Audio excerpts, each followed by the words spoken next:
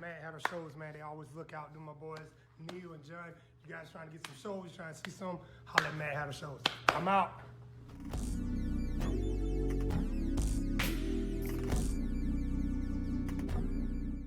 Hey, what's going on, y'all? It's your boy Second Chance, London Album Music. Shout out to Mad Hatter shows. It's going down, man. Second Chance.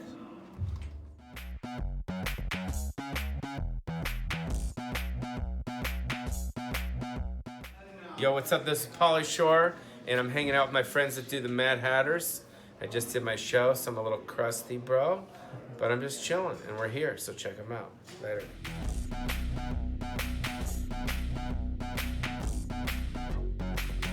Hey y'all, this is Uncle Si. And the Psychotics. Hey. And we love, work and live.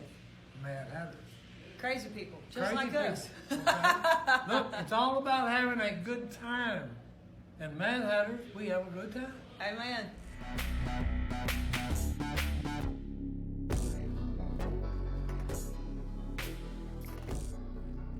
Boom, boom. The Mad Hatter Shows podcast. You remember the time Uncle Si called me crazy? Crazy for you. Here we are. It's another one of our Mad Hatter Shows podcasts. Woo, woo. You What's never up, know. everybody? You never know when we're going to pop up. We teased the regular thing, and now we're like, hey, we're a special event again. I think we're going back to a regular schedule. Yeah, a little spontaneity never killed nobody. No, but you knew we were going to pop back on because we've got new artists debuting with the brand. Mm-hmm. And we're going to have them on tonight's show. So it's actually been a little bit of a sparse summer so far. Yeah. When people hear Mad Hatter Shows podcast, they may not know what's going on. We preview our live events. A couple newcomers coming, both comedians. Greg Morton from America's Got Talent. Been heard on the Bob and Tom show. He's a comedy veteran. Mm-hmm. And then Ed Bassmaster, the viral superstar, had the variety show on TV, the sketch comedy show, I guess you should say. 1 million followers on Instagram. Woot, woot, woot. Yeah, I'm so excited. lot of shares. So even he's one of those guys, like, even if you don't know who he is, you're like, oh yeah, I've seen that, you know. So Yeah, he's just viral. He's the epitome of what viral is, I would say. Definitely. Absolutely. So if you're not sure what's going on with while you're streaming this, you're probably following one of the people that are streaming this, or one of the venues, or maybe you're a follower of Mad Hatter Shows. Got Dax Anderson already saying, come back to South Carolina, you can piss in the dating pool again. I think that's probably figurative and not literal, but we are coming to South Dakota. Mad Hatter Shows is Donnie Baker will be there at the end of July. I got to go to my kid's wedding, so I will not be on that show. Couldn't get her to move the date or move it to South Carolina or South Dakota, but it should be a good time. You're like, move your wedding. Come on. Exactly. But we have some other artists we're looking at taking there as well that I could go with. So Biggs Bar, South Dakota. Anybody else watching from the SD? I don't know, do they call themselves the SD? Suck my D. You're like, no, it's You're not going to make you part South of the Dakota. tourism bureau. No, that's. I was going to go with like SD card, and you're like, SD card. You're like, no, I'm going with S my D. I got to go all the way. Absolutely. Well, here we are. Oh, goodness, Neil. This is the banter part of it, like where we're acting like, oh, goodness, please stay tuned. We have some celebrities coming on later. Yeah, absolutely. Some really cool people coming on to chit chat with us.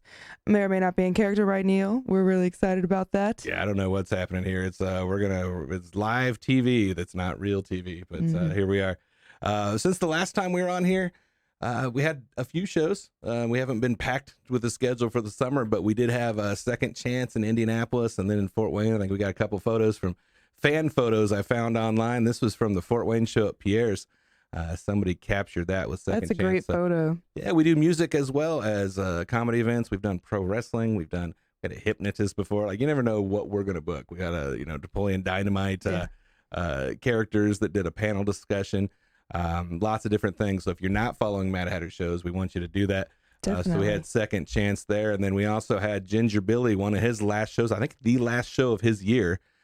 He is taking time off to film content and be with his family. And he's wanting to start up again in 2024. This is a fan photo from Miami, Oklahoma. That was our show.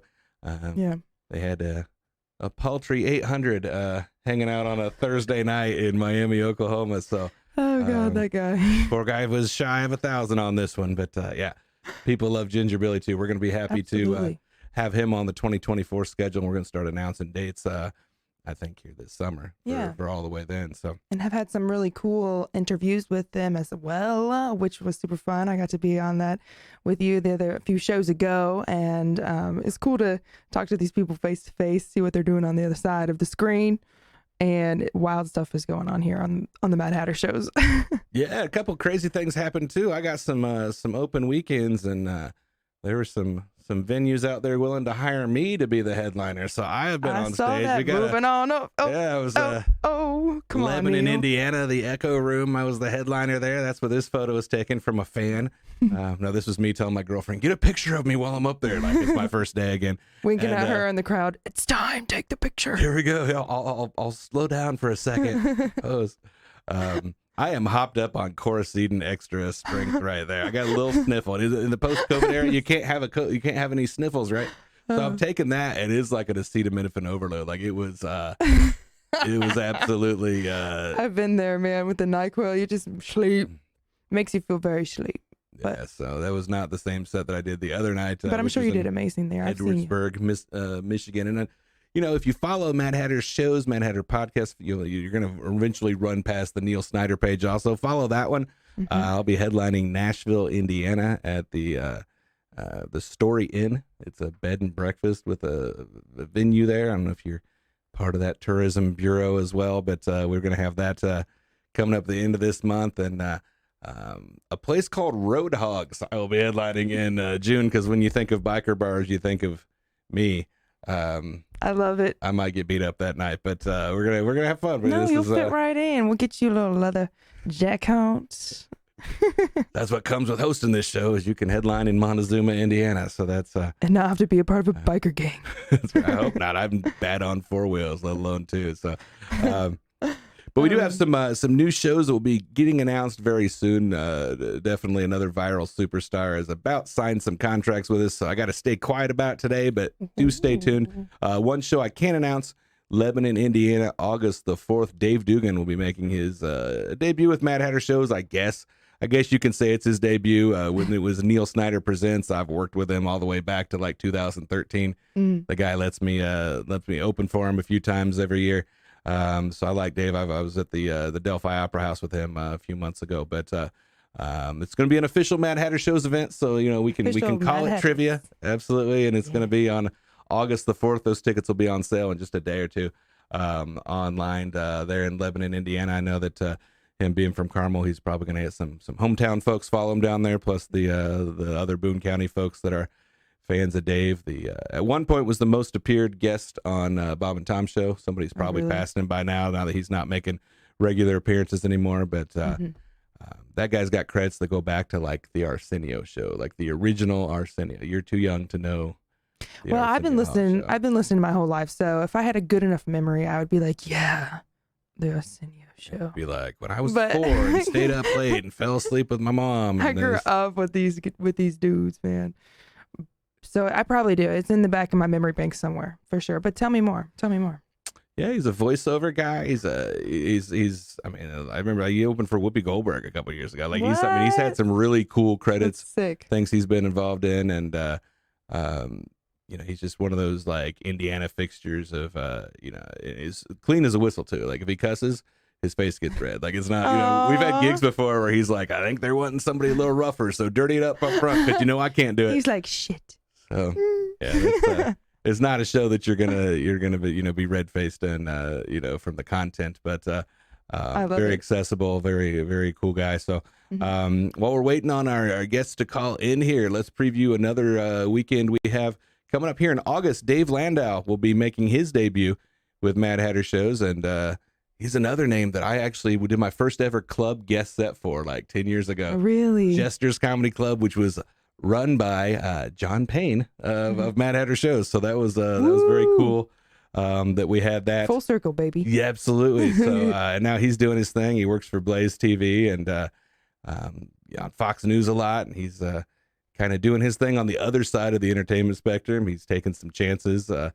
Not everybody on the votes that way is bold enough to make it part of their art. And there he is. That's something we've had on several of our acts here with Mad Hatter Shows. So, he's definitely going to say what's on his mind and this should be a lot of fun. That's a gift, honestly, just to be able to say what's on your mind and not worry a damn thing about what anybody thinks about it.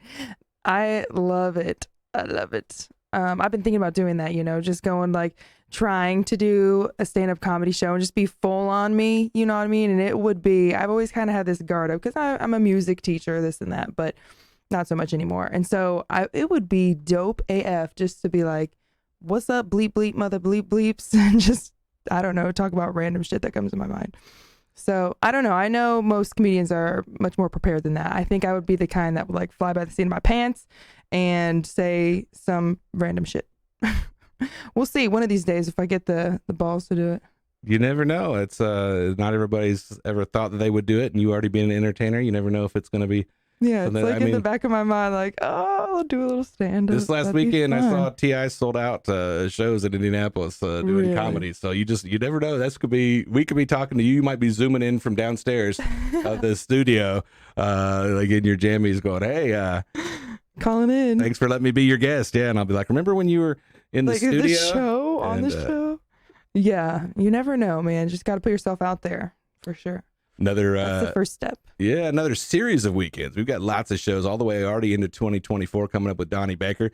Let's pull up a graphic for those that don't know the name. You've probably seen the face.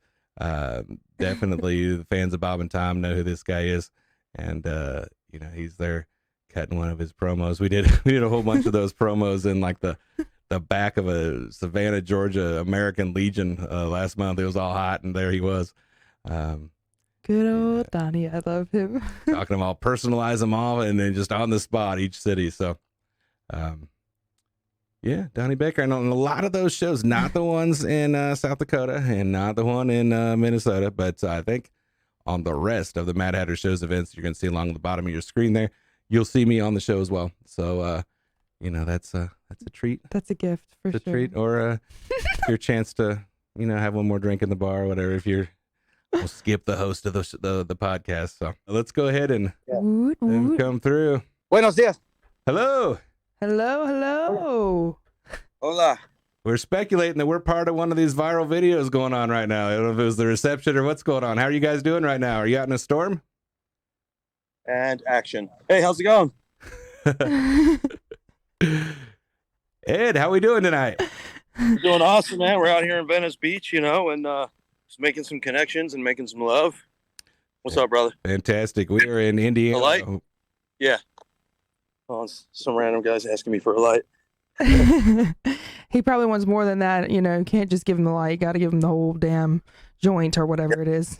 If it's me, I always feel We're on a podcast. Say what's up to our podcast. Hi, podcast. Thank you guys for giving me abilities to get high. No problem. That's what I do. Tonight's show is sponsored by Legal Weed. Yes, sir. You're in the state of California. Gotta love it. Absolutely. I had a custom gown built for me, and it had marijuana leaves all over it. It was stunning, darling, stunning.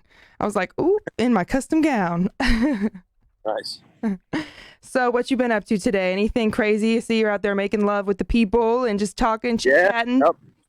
We've just been filming and video after video and just making content because, wherever we go, wherever we lay our head, that's the whole idea. So when we're doing even the live shows, every city that we're going into, we're landing and we're getting content. And then we're editing on the fly. I got my guy Misha right there in the tan sweatshirt. He's editing footage on the fly every day and just staying active. That's really inspirational. Damn, Neil. He's out here doing the damn thing. What a wild life that you're just doing it. Everything you do is potential content. You know what I mean? Like that's well, here's the thing with the shows too. Like when you go into a city that's expecting you and then you drop a video before the show starts in their city where it was filmed, you get so much love and they enjoy it. So that's been like the new thing that we started doing. And they see it exclusively and then we drop it on YouTube, whenever after. So what I'm hearing is those palm trees are going to be cornfields here next week when you're in Iowa and Illinois with Mad Hatter Shows. So that's right. We're coming through. We're going to make our mark again. We're going to pee all over. Awesome. We did not know how to prepare either with this. We're like, he's going to call in as somebody. Like we were waiting to see what was going on. It looks like you're calling in as Edwin today. Well, yeah, it's we're in between costume changes right now. So we literally just had 2 different videos with 2 different characters. Now we're just breaking to get something to eat and then go back out and shoot in a 3rd character at a comedy store out here in Hollywood. So Oh, see how that. beautiful. For somebody that doesn't know who you are, what do they expect when they come to an Ed Bassmaster show? Well, I'll tell you first off, at every single show that I've done, somebody has come up that had no idea who I was when they came to that show and said they absolutely loved it. So I'll give you that kind of positive insight. So what to expect is, I'm out of breath here. I'm hiking through the sand. Different characters coming out, including myself, and everything else is just, so let's say I was in, what town were we just in? Tacoma. And I met a guy outside my hotel and had no idea if he was a comedian or not and didn't care, and invited him to do a couple minutes at my show. And he showed up and he killed it and everybody loved him. And more so, they loved the idea how I just brought in a random guy off the street for a couple minutes and gave him $100 and made his day, and he made everybody in the room's day. Oh, man. So you never know what to expect. Yeah, the way you can read people like that too, and be able to tell that someone is, like worthy of being on your show. That's cool, man. It was cool. We also out front my hotel when I was walking in, because a lot of people don't know what I look like, and these 2 women were out front my hotel, and I was wearing this Bassmaster hat, so I guess they figured I was. And the one girl goes, "Are you going Ed Bassmaster?" And I'm like, "Yeah." And she's like, "We are too. We love him." And we started talking, and I was like, "Holy shit, they have no idea it's me." And I was rolling, so I started rolling my phone and discreetly. And then when we got to my show that night, the first thing I did was say, "I got a story to tell you guys." And right away, I'm like, "Where's these 2 girls?" And they stood up, and they were dying. They're like, "We had no idea." It was pretty funny. So how did you go from 0 to millions of followers and people coming to see you? Like, this is a kind of a unique thing to what you do with all the different characters. Really just took a dart and threw it at the board, and just was bored and stumbled across YouTube and said, I like to make people laugh. Maybe this will work for me. And tried it, made a video, and 20 of my friends and family saw and said, "Yeah, that's hilarious. Do another one." Then the next time, 50 of their friends and family knew, and within I would say a year, I had 1 million subs on YouTube, or a year, shortly after a year. He makes it sound easy. It's not that easy. It's like it's not that easy. It was a lot easier back then, because now you just have millions of channels. And when I started, I was one of the first YouTubers to get selected for a partner program and paid. Mark, It's too loud. That's great. I wish I would have started back when it all. But you still have to be good. Down. That's the thing. That's Everybody acts like, "Oh, you just have to make videos." You but can't. No, you have to have the vision and just the drive that you're out there doing it with a team and stuff. And I think it takes a lot to be able to, just be like, I need a team too, because that's the hardest thing for me too. Just relinquishing a little control and letting people help you out. But that team really makes the dream work, baby. Well, and as a stand-up, you want that immediate feedback, but when you're just making a video, you don't even know until that thing already goes online if it sucks or not. Like that's a whole different skill set. Yeah, well, I mean, we're all sitting around the edit laughing, then it's a good sign, Right. If we're all sitting around the edit saying, let's go back out and get more footage, then no, don't upload. Yeah. So we got a good team, and we're making some good content. I think we shot about 6 videos on this trip so far. That'll be full length videos on YouTube and everywhere else. Is everybody receptive to this, and you always have a good time, or do you have uncomfortable moments where people are upset you're filming and you have to escape? Nah, the joke's usually 99.9% on me as the character, so there's no real reason for anybody to get too angry. In the few occasions where somebody did, they're just a hothead, and we didn't get beat up. So yeah. Hey, Dom. Oh, that was awkward. Oh goodness. Neil, this guy is just taking the world by storm. I can't believe it. The way that where you started and where you're at. And it's just really cool to see. And, the behind the scenes of how you are just slaying out there, putting your heart and soul into this. That really is inspiring to me. So thank you very much.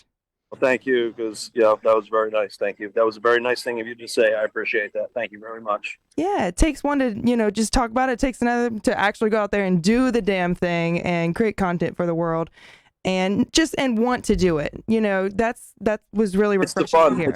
We enjoy making people laugh because there's too much pain in the world. So laughter is the only thing that really helps that. Nothing else. Money doesn't help somebody who's in pain, but laughter sure does. Absolutely.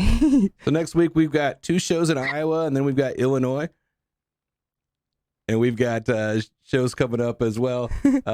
Later, they're all on the Mad Hatter Show's website, so you can check that out. Obviously, you're everywhere out there. What's the best place to see most of your videos? Like, where do you typically tell people to check you out? Anywhere online, man. Google my name, and I'm all over. Hold on one sec. Sorry. I'm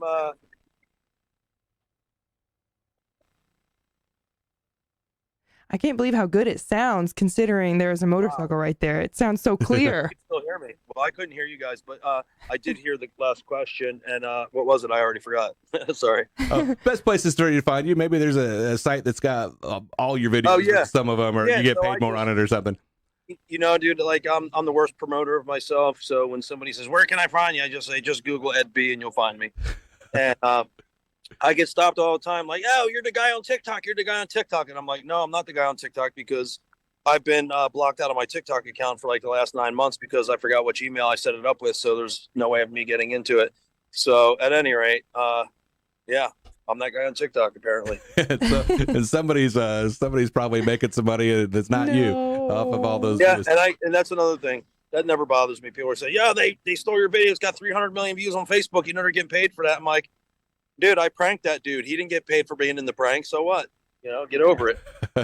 Dang. Fantastic. Well, I know we cut you. I feel like this is like our first guerrilla interview on Mad Hatter Podcast. Like, you've got something else going on right now. I'm happy that you spent some time talking to us here. We're going to see you next week and beyond. We've got shows all the way into the early fall with you. So yes, sir. I'm looking forward to it, and looking forward to beyond that as well. So let's get it going, okay? All right. Rolling, okay? Absolutely. I'll see you next week. Okay.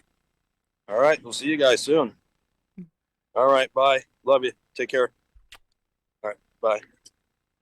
Probably couldn't have been any other way than that, right? Like, that's how it had to go through. That was a good one. You knew he wasn't going to be like in his hotel room all dressed up like a character. And here we go. Like, I mean, he's trudging through the ocean sand dunes. Shame on us for thinking that might be what happened. We're just like, no, we got to catch this guy on location. And that's, he's going to have people for you. They'll surprise you every time. He's going to have like a Borat style movie at some point. He's going to, you know what I mean? There's too many times, there's too much out there that he's doing. I mean, it's as however many characters, you know what I mean? So yeah, it just really was inspiring and refreshing to hear his motives really behind it all. Just the facts that he likes to do it and he likes to make people laugh and likes to make people happy. So he does it for that reason.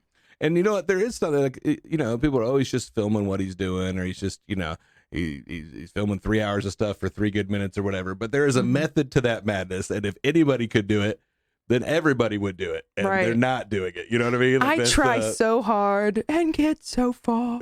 But in the end, I swear it doesn't even matter because I don't know if I'm, cut out to do it like that. Like, I want to do what he does, guerrilla style filming.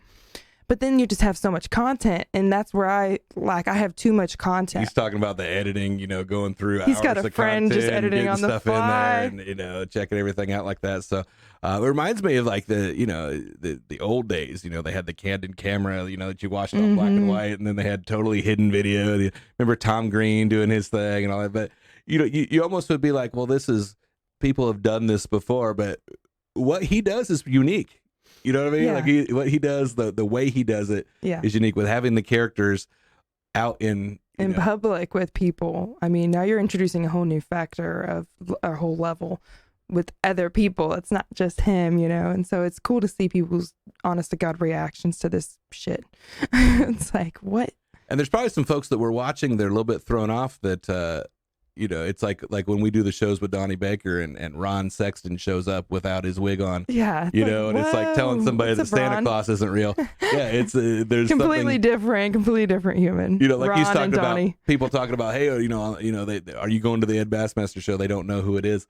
It's the same thing. I remember him cutting in front of somebody real quick to grab a couple drinks to take back to the green room. And the guy looks at me like, "You're gonna let that guy cut?" And I'm like, "That's your headliner." So people don't necessarily know that it's a funny thing. So. And I thought crossed my mind when he said that. That must be nice because these famous people, they can't even go out to the supermarket or whatever, and so that must be nice just to have that kind of freedom a little bit. Yeah, a little bit. Just a little bit. Hope most people can recognize him. You gotta hope he has a distinctive enough accent or cadence or tone when he does things, because otherwise, people won't know the voice. That's the thing. Is Oh, that's the we thing. remember we've got shows coming up with Andrew Kahn and Shelly Belly. I guess that's probably maybe the one left that's on the website that we haven't already talked about a little bit. But when we had Andrew on the podcast, he was talking about that. People don't always necessarily, he can grow a beard or he can have different clothes on or a hoodie or something. But when he talks, That's people a know dead the voice. giveaway. You know what I mean? They're like, wait a minute, are you famous? You know what I mean? Like that's the Hold up. the voice comes out. So, in fact, let's pull up since we're talking about Andrew. We've got some shows that announced. I don't know if they were announced the last time we did a podcast, but we want to definitely. I know they're going along on the bottom of the screen here, but Andrew Kahn and Shelly Belly, they are dual headliners, and Andrew's another one of those guys. It's like people. Anybody can do this. No, you know what? Like anybody can talk into the camera like that, but everybody can't get 5 million views when a new video comes out. And to edit them, and I think I'm hilarious, but it just doesn't translate. You know what I mean? there are certain intangibles that somebody like Andrew Kahn has that the goofy. I honestly, and this is not meant as a disrespect at all. I think some of his funniest moments are when he's not talking, when he reacts or when he makes a face. That is so or when funny. he gives an extra pause. I was just thinking that today, Neil. Like when he's not talking is hilarious because he's just like flipping his little toothpick around and doing whatever. Oh wait, yeah, I'm talking about Ed. Yeah. That's who you're talking about, right? LOL. I'm talking about the guy right here, but you can talk about whoever. This guy. We can even I talk haven't about. seen him yet. I'm gonna have to hook him up. We can even talk about the guy that's already called in because he's like they don't know I'm here. But let's bring him in here. Yeah, Greg Morton, how you doing tonight? How you doing, guys? How are you? Good. This has been one of those shows that we're just like, hey, we got somebody calling in at 9:10, and our it's Ed Bassmaster. If you're familiar with him, he's out doing his thing. He's filming. He's doing guerrilla stuff, trying to find a signal, that kind of thing. So then we're talking. I saw some of that. Yeah. So we're talking about non-traditional comedians, and now we've got you in here, who is very much a stand-up punchline type of comedian, but definitely not ordinary. How would you describe your style to anybody that hasn't seen you on stage? I would describe myself as a one-person variety show. So you get a real mixture of everything, not just stand-up comedy, but, singing, dancing, impressions, that sort of thing. Yeah, it's a real production show. So. And your voice as well is lovely, darling. Have you done any voice acting or anything like that? See, that'd be right up your alley. I'm doing my best. I could see you back now. in the day, I used to do it. Back in my 20s. Okay. See, my originally, I went to school. I was going to be an animator. I thought I was going to be drawing, and then I got my first job as an animator on the Scooby and Scrappy Doo show. Ooh. And I was so excited. I'm drawing Scooby, and I'm going like, wow, this can't be all I was meant to do. I figured out that I was a lot more extroverted than I thought I was. Oh, wow. So in the meantime, I thought, well, I'll just go back to my business, which I was a bit of an entrepreneur back then. I was a mobile disc jockey, and I had my own business. And but the unique spin on my business was that I would play records, and then I would dance and come out wearing costumes and things like that. So that was kind of the beginning of, or the genesis of my variety show for the stand-up. So when I got to that, then I just combined the two, and that's how I came up with this new form. But in the early days, I used to do a lot of voice work for cartoons. Bill and Ted's Excellent Adventure, well, that I directed. Hammerman. This was all back in the late 80s and early 90s. Oh, I It was a remember. really fun time. See, Yeah. she was like born in the late 80s or early 90s, Yeah, right? Like, yeah. So that's the thing. Were you really? That's the- Okay. I was. No, I'm like, so I you didn't do remember your all this. research, Renee, but she wouldn't even have known what those were. So Well, you'll have to No. Google it, I guess. I don't know. No, but, it's incredible. But when I was a kid, that's what I would do. Like I would mimic whatever was on TV. My mom said that I would walk into the TV room and I'd come out making funny noises. Please, thanks for the sour persimmon, Buster. Hey, Fred. Like, wow, Scoob. Yeah. But you, Chetson, you're fired. Exit. Stage left. Right even. I was an only child. You're my hero. I love it. Oh, those were so amazing. So you're a little bit old school in the in the entertainment industry. When did you start in the comedy clubs and holding a microphone and people watching you? Back in 1984, I think 1984, 85, somewhere around there. And when I was in college, I didn't even know that you could you could make a living off of this stuff. But I was very fortunate to when I was studying animation, I had a great English professor, and he took us out to plays. He took us out to Second City. He took us to comedy clubs. And the first comedy club I went to, the headliner was Howie Mandel. Can you imagine, right? And he came out and he had these two balls stuck into his mouth and he was going like, and he walked around, he looked like a human turkey or chicken or something. And he just, Hey, hang on for a minute, I got to scratch my balls. and then he would scratch them. It was hilarious, just really silly and over the top comedy. I loved it. And it was around that time I was going like, man, I love this comedy stuff. And so I started performing in different bars and things like that. But I never really took it that seriously. At first, I was in a duet with a classmate of mine. His name was Mike Bannon. And he used to play the guitar. He would write these songs, and then I would write all the lyrics.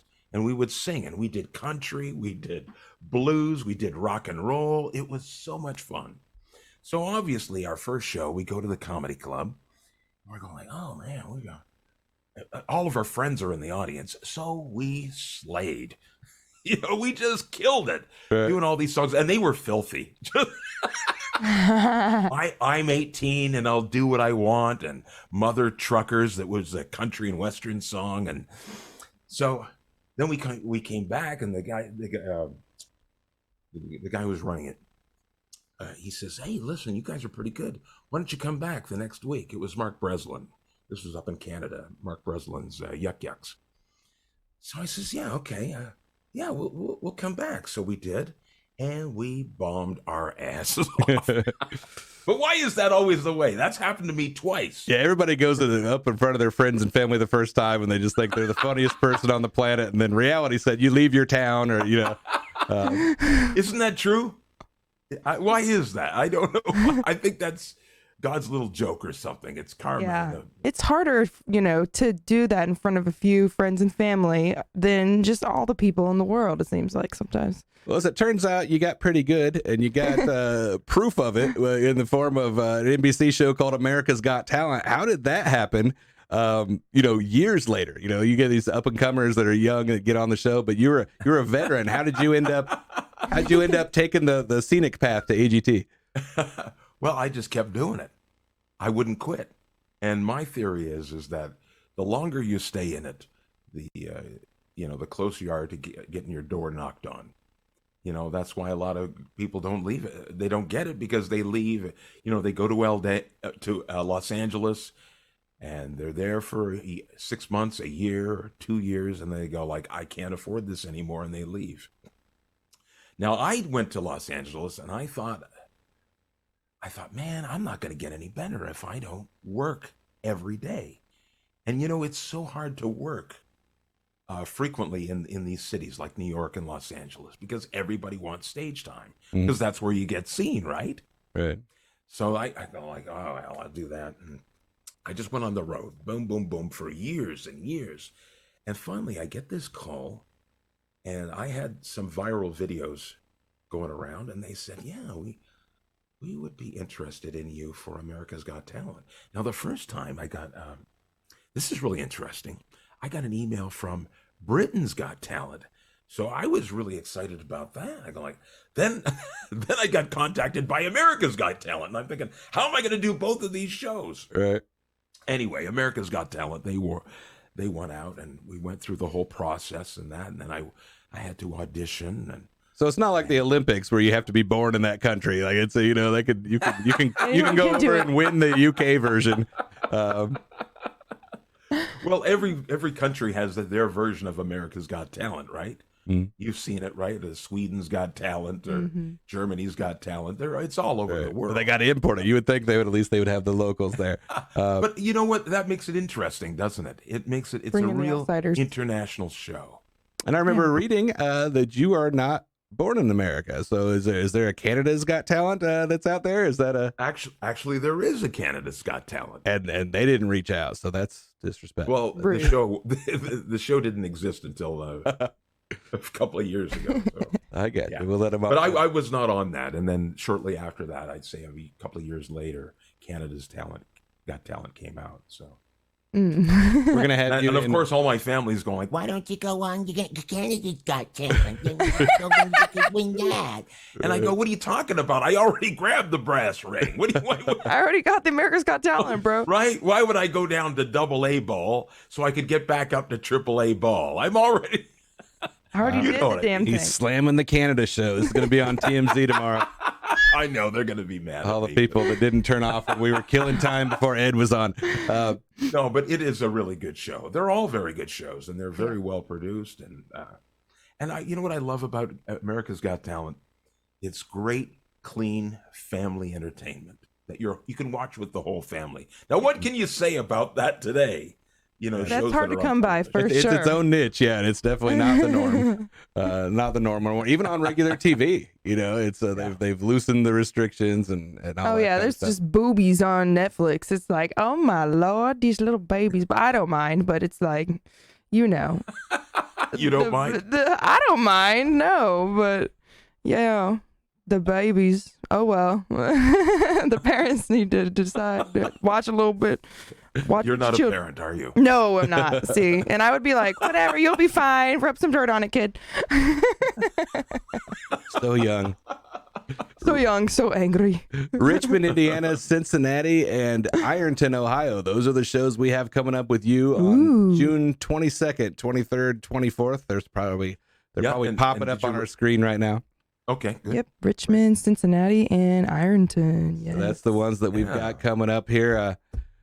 I don't know if those are cities you're used to or not, but what can people expect when they come to your show? You mentioned it was a one man vaudeville. Is it a family friendly show like you do on AGT, or is this for grown-ups? It would be PG. You know. So like she's talking about is if she's maybe a little, there might be a little see your nipples. I mean, you never know. I mean, it just depends. You know? But I'm not going to be filthy. I'm not going to go. I'm not gonna, it's just not me. It's not in me. Oh, that's how I am too. But I keep it pretty family friendly in that. And you can bring your mom. Oh, that's fun. I will. We'll be there.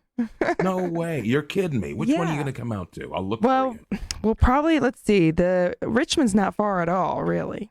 Oh, so. That's great. That's great. Cincinnati's that's probably going to be the closest. Yeah, Cincinnati is just close. My sister lives in Cincinnati. Maybe that would be a better one. We'll go see. Oh, cool. We'll bring my sister. I would love that. Yeah, absolutely. Yeah. Absolutely. That's always fun for me. And you know what? I have a special rule. I don't pick on anybody I know. Oh, that's good. There you go. This doesn't count as him knowing you, though, I don't think. Are we on that friend level? Well, yes, you would be on that level because. Right, my dude. You can. I don't know. It just never feels sister, spontaneous if you've met someone already, right? And then you go like, oh, well, and you start picking on them. What do you think? Yeah. Do you do crowd work? I agree. You know, I am a musician, and I'm just blessed to do what I love. So I'm always out on the stage and with a crowd behind me, in front of me, and it's just been. If you're a musician, you're always doing crowd work. So you know how, and I think that's so cool. You incorporate that in your stuff. You're singing, you're dancing. Right? That's awesome. That's so. How's everybody doing tonight?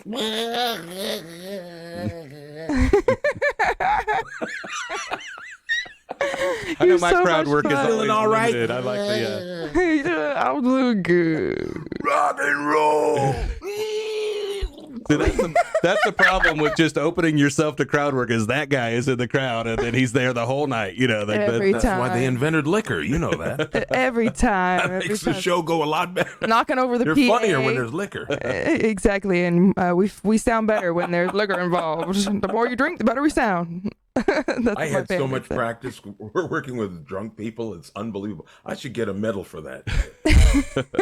I'm telling you, man, when I did the old days, when I was a mobile disc jockey and I was doing weddings and parties and stuff, people were blitzed. Just gonzo. And they'd come up and they'd go like, Hey, can you play a song for me? and they'd lean on the table and the whole table would shift. And this is back in the day when we were playing vinyl and the needle go right off the record. I would like freak out like, oh my God, you have no idea how much those records cost. And they were like, What you've done. $5 to $10 a piece. Now they're $50 for a vinyl record. I think I'd have a flipping heart attack if I had to be a DJ now. Well, of course, now it's a lot simpler. It's DJs all are on digital. laptops and stuff now. Yeah, it's I don't see a lot of DJs scratching anymore. Like that's They say a good DJ should still I know. carry When a that vinyl. first came out, I go like, I'm not scratching my records. Are you out of your damn mind? You know? So how long did you live in Canada before you took off? What are you, immigration? I'm actually working towards something here, so humor me. That's okay. All right. You mentioned you're a kid growing up watching TV all the time, pop culture. We're going to start talking about Canadian pop culture here. In a little bit. Great! But I don't know how long. Like nice segue. Yeah, I hadn't ruined it. Yeah, you completely shit on it. So that's let's see, around 26, 27, 28. Hang on a second. 28 maybe? Was it 20, 27 or 28? I think we went to New York. My wife was she went to New York Law School. And so at night I would go out and I would work the clubs, and she went to New York Law School in the daytime. So I was working out at Catch a Rising Star, and I got to see a lot of great acts, man. I'd be on oh my gosh. One time, Chris Rock came in and he was working on some stuff. This was when he was on SNL. He pulled up in his big, shiny, brand new red Corvette. I'm going like, oh my God. I go like, this is what I aspire to, and he was just working out his stuff, and he had his notebook and he's reading his jokes off the notebook. And I'm going like, wow. I mean, like that's, he just wrote that day and he was just going through it. Just very monotone, no inflection, just to see if the joke would work on its own. Isn't that cool? Ooh. Yeah, and I never thought about it that way. It always makes me jealous too of the people that do like that. You could tell they wrote the joke the last hour because it just hit the news like during. You know what I mean? And it's like right. They're listening to it, then they go up on stage and start riffing on it, and you're just like, why are you already good at this? Like this is a natural. Well, you know what part of it is that no fear. You just got to be fearless. You just got to go out there and just, well, here we go. Time to jump in the deep end, and you just do it. And eventually you get acclimated to that. I think that a lot of comedians are adrenaline junkies. Are you an adrenaline junkie, my friend? I don't know. I don't know if I'm kind of the opposite. Like I'm kind of reserved when I'm not on stage. So it's almost like going on stage is my time to not be shy. You know what I mean? Like it's get the microphone in front of me, and I guess maybe on a smaller scale it is that bit of adrenaline, but it's where I am confident. And then once I'm off again, it's weird again. But you know what I mean? Weird It's again like, when you're not on stage. a lot of times it is. Oh, so like Yeah. stage is your home. A lot of times, yeah, it's like I'm off stage and people, hey, you want to party for the next 5 hours? No, I want to go home. Like I want to do my own thing. Like I had my time. Right. My time was up there. You know what I mean? And it's That like, is my adrenaline. There are comedians that just want to be out every night and they want to be part with the people and they're partying all the time. And that's never been me. I've never been the one that can play that game. You know what? I think we could get along. I'm serious because as opposed to when I'm we're not off, now. I'm off. I'm completely off. Yeah. When I'm on, I'm on. And that's why I've been it's a married good way for to be. 37 years. And see, I didn't start doing stand up until I was in my 30s. I already had bills and kids, and you know what I mean. So it wasn't, I never thought I was going to have a sitcom. I never thought that, I didn't have those big dreams. This is as good as I ever thought it would be. You know what I mean? So it's like, it's this. But you had lots to write about, though. Yeah, You had absolutely. I lots guess to there's- talk about there's because that you were in there. living life. And so that's my thing. I want to make sure I keep living life too, and I don't just I'm not 100% a comedian all the time. That's never really appealed to me. And nothing against somebody that does. There's people that flourish doing that. I've just felt that being well rounded kind of works there. So so I want to talk about Canada for a minute. As the only 2 times I've ever gone to Canada was from Degrassi fan events. I want to hear about your favorite Canadian pop culture. Like what are the best things your country has put out that you are? I don't know if it's the If I told you raccoons some or of my porkies things, you or what is probably it wouldn't. like? Did you live close to the border? No, Did you no. grow up near the border? I discovered it on public TV. I discovered most of my Canadian influence, public TV and the Disney Channel, where and now the internet. So, Oh wow. Well, the Friendly Giant, that would be number 1. Mr. Dress Up. He was a guy who would come out of the closet every day and put some clothes on. And who else? Of course, SCTV. I love that oh yeah, show. I got to watch that growing up as well. And we had a lot of great Canadian shows. And you know what? We got a lot of British shows back then. that aired Canadian TV. Yeah, on the buses. Did you have you ever seen that? Not familiar with that, no. But I don't Very watch a lot of new stuff. So yeah, like if next or in 2 weeks when you're doing the shows, you get me a list and I will go to work on some of this old stuff. Because Okay, Monty Python. Oh, absolutely. I bet you we got that before you guys did. You may That have. was really big over. But also keep in mind, I was born after the Holy Grail came out. Like I look like this, but I'm only 45. So, some of their stuff came out like it was reruns when I was watching it. That's why I never grow a beard. I watched SCTV when it was on Nick at Night, so it was already like vintage. So Nick at Night, yes. we had Here's Danger an Day on interesting TV. story. Did you watch Ren and Stimpy? Mm-hmm. A little bit, yeah. My younger John brothers did. Belushi. He was in my animation class. Oh wow. Isn't that crazy? That's crazy. That's awesome. You're like, I know people. You're like, get me a job. And when I was coming up in stand-up comedy, one of the people who came up around the same time as me, Norm Macdonald. I got to see him work out. So you've done, He was always shows writing. with him. Same thing. He'd go up with a notebook, yeah, and read his jokes. And I couldn't understand, like, why would you get upset over that? I remember one time I went to see George Carlin, and he whipped out his notebook, and I go, oh my God, this is the best ever. And this guy behind me, he was so upset because he'd paid $40. Well, me too, right? Yeah. And he's going like, oh, come on. He just brought out his notebook. Come on. And I'm going, are you kidding me? You get to see Picasso paint. Right. What's wrong with you? Yeah, you're hearing a joke that maybe on its first time or 5th time or 10th time, like that's magical. It might be on a special later. Right. Like it's- You get a glimpse at the process. Seriously? Why? But everybody's like that now. I went and saw Doug Stanhope, and he read off a notebook the whole show, and he said, "Hey guys, they ran one of my specials earlier than they were supposed to, and so this is all new stuff, right? Like he just completely, and it's Doug Stanhope, so it's still better than 4 out of 5 comics up there with the shit he just wrote that day. You know what I mean? It was still a great product. Exactly. Yeah, to see the process, that's amazing. I think. I don't know. And people want to have a problem with everything, every damn thing. Right. It's like, It's come the on. same thing as when I see bands and I watch them jam. Mm-hmm. And it's so cool because it's so spontaneous. And all right, and there's a side look, and then all of a sudden a guitar solo. Yeah, drum solo. And somebody's improvising lyrics, and they're going all over, then scat singing and stuff. And I go like, what? This is happening in the moment. How can you not be excited about this?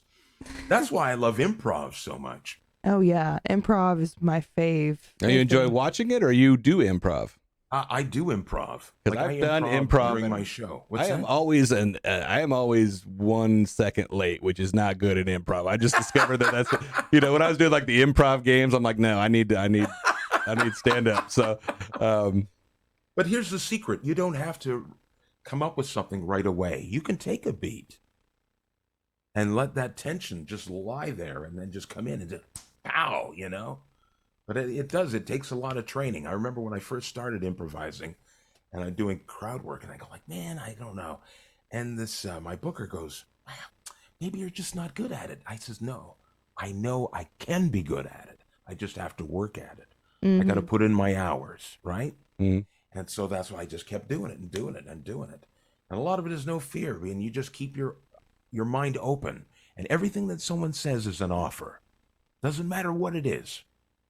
And you don't have to come back right away. A lot of people, sometimes the faster you come back, the funnier it is. Right.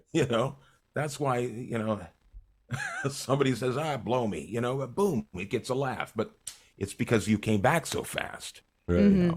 But if you can come back with something clever, and then you can spin it into something, and then you can remember everything, and then use it as a callback later on. I was getting ready to say, if everybody heard it, and you call it back 5 minutes later, sometimes it's a bigger They'd be reaction. like, oh. That is so true. He was letting it simmer, Well, we got those 3 dates in June, the 22nd, 23rd, and 24th. Those tickets are at madhattershows.com. They're all in the Midwest. We actually have a national audience that somehow tunes in, and sometimes international, that watches this. So let's say that somebody can't get to your shows from where? From where? I'd love to go to everywhere. We have, because we do shows all over the country, and then we get people that I'll see that people are liking our videos, and we send them the invites, and they're Belgium, Switzerland. Like, it's crazy sometimes to see, because I've been to Switzerland. I'm sure being on America's Got Talent, your clips have been shared in all the countries. You know what I mean? There's probably no place that somebody doesn't know you. But if somebody's quick story. I'm the same year that I was on America's Got Talent, I had to go over. I had this already booked. It was Dubai. So I had a stopover in London, England. I'm at Heathrow, and I'm getting something to eat. And the waiter goes like, hey, I saw you on America's Got Talent. I go, what? They watch it there on their Netflix. It comes up on their Netflix. Oh. Awesome. I was so freaked out. I couldn't believe it. That is I got amazing. recognized at Heathrow. There you go. Yeah, it's quite a show, man. Yeah, I actually got on. I was the first one on America's Got Talent on the commercial when I was, it was like a decade ago. But yeah, and I was so proud of myself. I was like, I ended up turning them down, weirdly enough, which looking back seems like really stupid. But I felt at the time that I wasn't ready for the, I don't know why I didn't. Like, I got offered to be on the show or audition on the show. At least I made it through my rounds. And I just said, no, I don't think that I'm ready yet. And so it's not that I regretted it, because I knew now, like, I had more time in the machine and this and that. So that helped. Now I'm kind of who I would want to be if I were to get famous, I think, is why I didn't do it. But, everybody has their own path, right? It's like, That's right. Everyone has their own path. but it was cool seeing myself on that commercial. I was like, hey. Right? It was the first one on the commercial. Hair flip. So I fail you on that. You went all the way, though, my friend. That's good. That's so good. We can't wait to see you live. We'll definitely be there at all your shows. The 22nd. It's an electric feeling, man. Yes, absolutely. 22nd, 23rd, 24th. Right. And if anybody is watching and not familiar with much of your content, where's the best place to start? Is it your dry bar special? Is it AGT? Is it something else, somewhere else? What would you say you're most proud of? I would start with America's Got Talent. That's a great, fun introduction to me. And if you want, Yeah. if you're more material oriented, maybe you watch my Dry Bar special. I also have an album coming out, and it's called In the Future. It's got all my greatest hits on there, and I'm very proud of that. It's being released this week or next week by 800 Pound Gorilla, and it's got all my greats on there. So I'm excited. Oh wow, how Awesome. exciting! Congratulations. Yeah. We will be And you following can find me on, go to my website, gregmorton.com. That's great. If you want to look at the tour dates, you'll see where I'm going to be. It's got all the Mad Hatter shows on there, too. And what else? Oh, Greg Morton Comic on Instagram and Twitter. But Instagram's my jam. I love that. And Greg Morton 57 for TikTok. Okay. You know you'll be getting a follow from me, so keep an eye out. Renee Thank Merrifield. you. And we will. On my on those platforms, you'll see a little bit of everything. I put on little animated clips. I have sketches. I have Oh, great. comedy. Yeah, and a lot. I do my own commercials or ads or clips for all of my shows and that too. So Very Fantastic. cool. One man band. And bring your list of the best Canadian shows, and I will bring mine, and we'll swap. And, that's, He needs gonna be to part of know. it, so. He needs to know, Greg. It's very important. They took Encore Plus off of YouTube, which was supplying me with Canadian stuff. You were And like, so, no. Yeah, I'm like, I didn't get to all of it yet. Yeah, it's like, Not the encore. I had to switch to Australian programming, and I like to balance the accents. So, all right. Well, we will see you soon. Thanks I love for coming Australia. Love Australia. Yes. Thanks, guys. Thank you so Alrighty. much. We'll talk to you soon and see you next time. All right, good. Bye-bye. Okay, bye, Greg. on. We started hectic and we ended kind of calm. It's been a wild ride tonight. It was We've had fun, though. Thank you so much for having me on, Neil. I absolutely loved Absolutely. it. I think we covered. We got let's just kind of a quick recap. Next weekend, Ed Bassmaster, his first 3 shows. The weekend after, Greg Morton, his first 3 shows. And then I think there's a break until middle of July, and then it's more Ed Bassmaster shows. And then we start into the Donnie Baker shows, and then the following month we've got Dave Dugan and Dave Landau joining. So you can go to madhattershows.com and you can follow along where everything's happening. By the time fall rolls around, I know we're going to be doubling up where there's multiple shows happening on multiple dates. We've got some stuff brewing with a potential venue that wants to use us as their bookers exclusively. We have another viral star that this close to being able to announce. There's a lot of things that these are the teasers to make you tune in next time. So, and I think we're going to have another podcast here in just a couple weeks. So, definitely looking forward to that. We spoiler alert, I believe the next one's going to have Shelly Belly on it. So we want to pull up maybe one of her videos. If people aren't familiar with Michelle Ritter, she's going to be co-headlining with Andrew Kahn, who we had the clip of right before Greg came on. So we've got 2 folks that have kind of gotten famous with their videos that went through. Now, she also is known for being on the show The Circle on Netflix on season 3. So the Netflix people, I don't know if that's one of your booby shows or not, but no, I don't think so. I haven't seen it, but I've heard of it. I've definitely scrolled across. I've only been watching her family-friendly content on the Facebook, but definitely looking forward to her live show. So she's going to be a guest very soon on the podcast as well. So definitely, if you're not following us yet, you should listen to these to our old episodes. There's a lot of content, even though obviously we're previewing some shows here. We got a lot of good information from Ed and from Greg tonight. Yeah, we did. We've got about 30 of these, so check us out on all the sites where good podcasts are played. And I think we've got our recap done. So how we doing? Good. Thank you so much again for having me, Neil. Make sure everybody follows the Mad Hatter shows, like you said, on all the platforms. You said no to AGT, but you said yes to the Mad Hatter Shows podcast. So that's a status symbol right there. We'll see you guys next time. Bye.